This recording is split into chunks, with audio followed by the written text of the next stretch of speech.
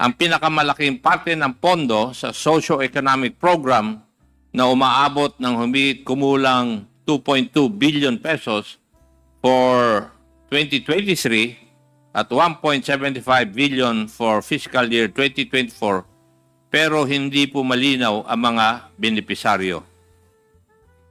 Ayon po sa Office of the Vice President, ang mga components ng programang ito ay ang mga sumusunod: libreng sakay, pagbabago campaign, OVP food trucks, livelihood programs like Magnegosyo Taday and Peace 911, medical assistance, burial assistance, and public assistance.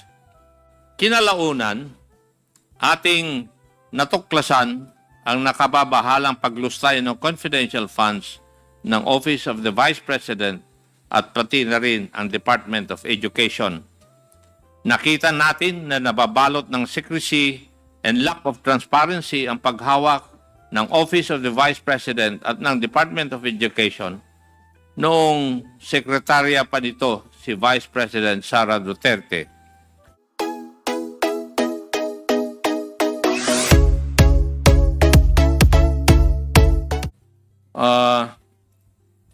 Magandang umaga po sa atin lahat.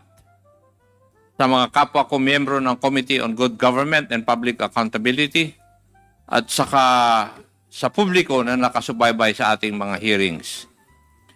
Isa po sa pinagmulan ng legislative inquiry na ito ay ang privilege speech ni Honorable Rolando Valeriano noong ikatatlo ng September 2024, delivered before the plenary session of the House of Representatives. Simple lang po ang pinaghuhugutan ng privilege speech na ito: transparency and accountability on the expenditure of public funds. Sa pamamagitan ng mga hearings ng ating committee ay ating ginampanan ang tungkulin na alamin ang mga kakulangan sa ating batas at busisiin ang paggastos ng mga nakaraang ipinagkatiwalaang pondo ng bayan upang masigurado ang transparency at accountability ng ating pamunuan. Ulitin ko po yung sinabi ni Honorable Roland Valeriano.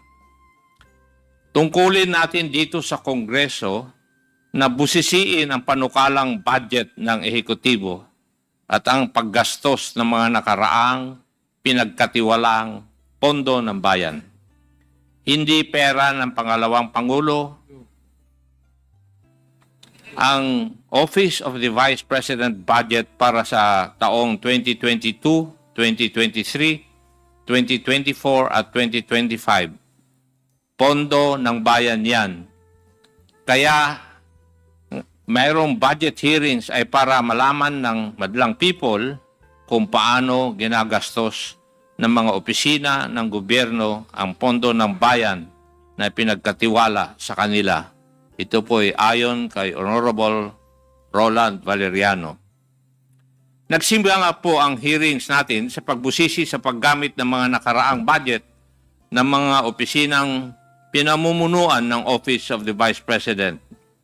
Ang pinakamalaking parte ng pondo sa socio-economic program na umaabot ng humigit kumulang 2.2 billion pesos for 2023 at 1.75 billion for fiscal year 2024, pero hindi po malinaw ang mga benepisaryo. Ayon po sa Office of the Vice President, ang mga components ng programang ito ay ang mga sumusunod: libreng sakay, pagbabago campaign, OVP food trucks, livelihood programs like Magnegosyo Taday and Peace 911, medical assistance, burial assistance, and public assistance.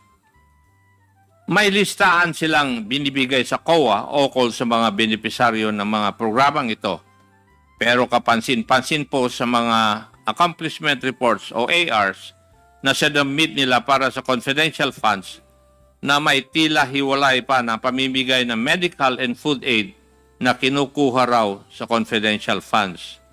Halimbawa, noong February 6 to March 29, 2023, halagang 42 million in medical and food aid was given using confidential funds, while another 40 million noong April 25 to June 30, 2023 ang pinamigay kuno gamit ang confidential funds na hindi dumadaan sa regular na proseso ng procurement at aid distribution.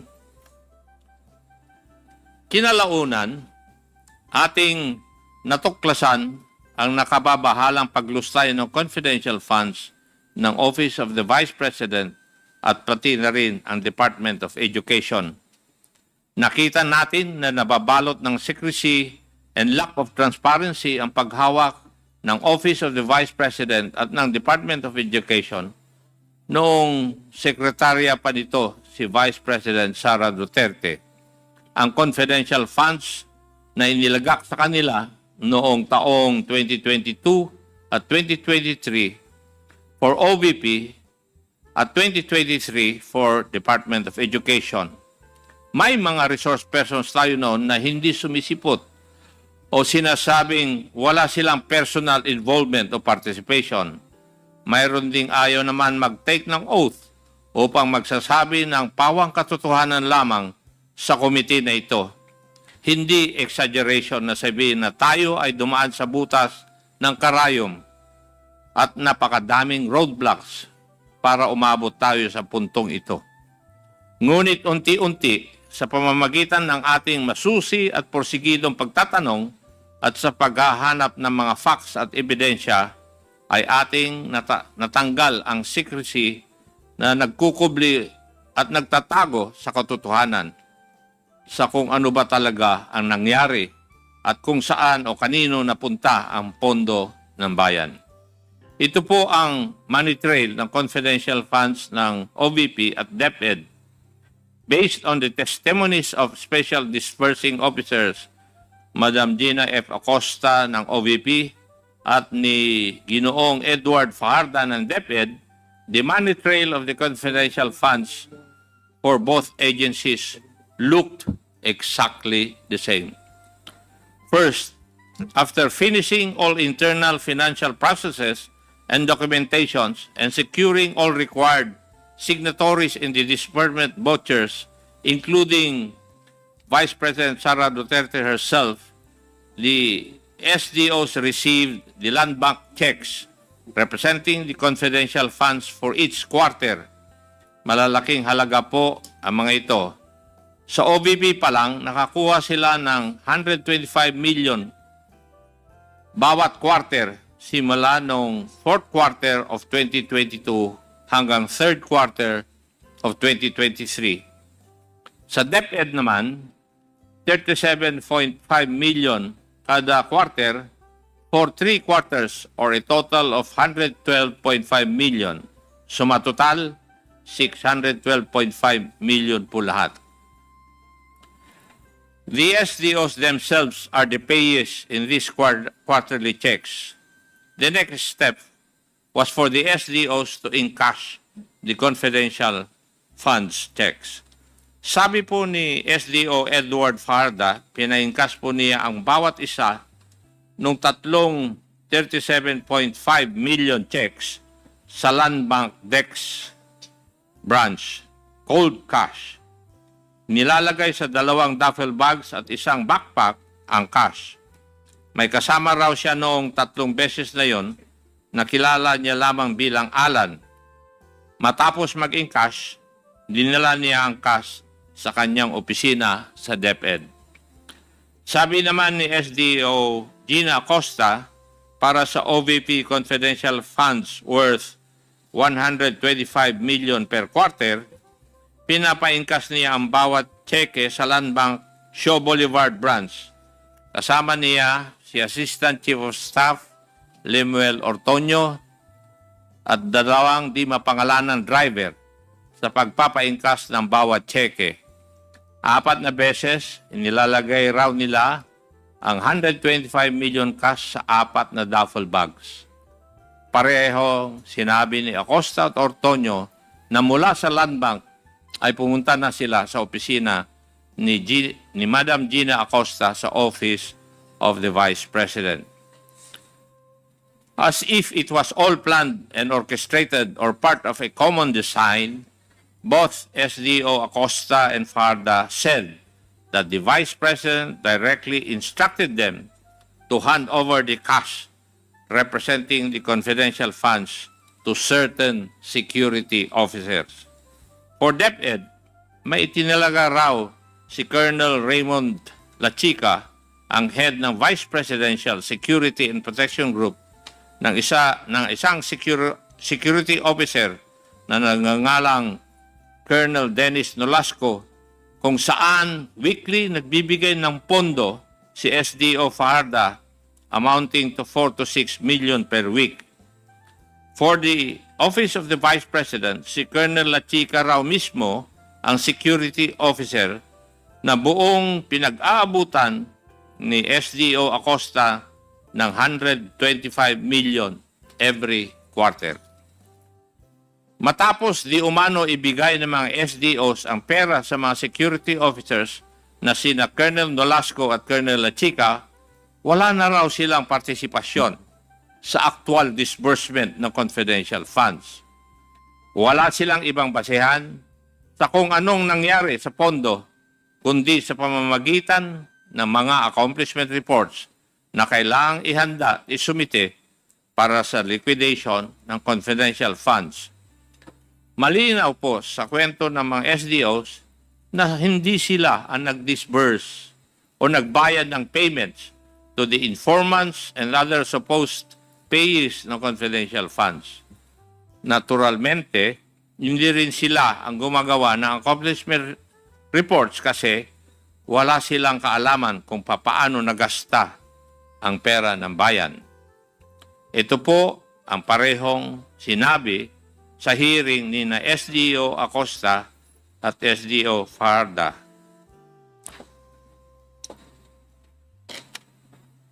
Sabi, wala po akong alam sa pag-implement po ng confidential activities dahil po hindi ko po iyan in line sa aking pinag-aralan. Your Honor, hindi po kasi ako ang expert diyan. Si Colonel Nolasco po, siya po kasi ang gumawa niyan. Ito po yung mga sagot ng ating mga resource persons noong mga hearing. It is also being made to appear that the acknowledgement receipts or the documentary evidence of payments, o tawag natin ay DEP, supposedly also came from these security officers. Hindi po malinaw para sa akin ang kwento nila kung kailan inaabot sa kanila ng security officers ang acknowledgement receipts. Pero ang malinaw po sa mga AOMs ng COA na hindi sinubmit ang mga acknowledgement receipts kasabay ng kanilang mga liquidation reports. Mukhang parati na lang afterthought ang pag-submit ng acknowledgement receipt sa COA. Ito ay sinubmit kasabay ng mga letter response na pirmado ni Attorney Poa para sa DepEd at para sa OVP ni na Attorney Lopez and Ginoong Ontorio. Sila nagsubmit ng acknowledgement receipts sa COA. Isa pong obserbasyon sa mga revelations na ito ng mga SDOs at mga ibang opisyal at dating opisyal ng DepEd at OVP, tila ba sinasaya tayong nililito, nililigaw at pinapagulo ang narrative sa kung ano ba talaga ang nangyari sa OVP at DepEd confidential funds. Kung inyong matatandaan, nung una ay sinabi nilang tanging ang mga SDOs lamang ang may kaalaman sa disbursement ng confidential funds. Ngunit nang magpakita na ang mga SDOs sa committee hearings at tinanong sila, wala din daw silang alam sa mga detalye patungkol dito sa mga confidential funds. Lahat po sila ay nagtuturuan. Pero sino nga ba ang pumirma sa mga accomplishment report at certification? Ang mga SDOs at si Vice President Sara Duterte.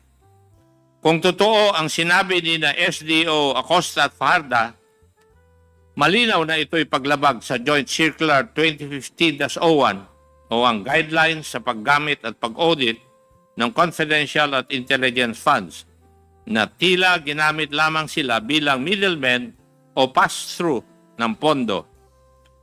Nananatiling misteryoso at tago kung saan talaga napunta ang confidential funds. Isang butas sa guidelines na dapat tugunan sa pamamagitan ng batas.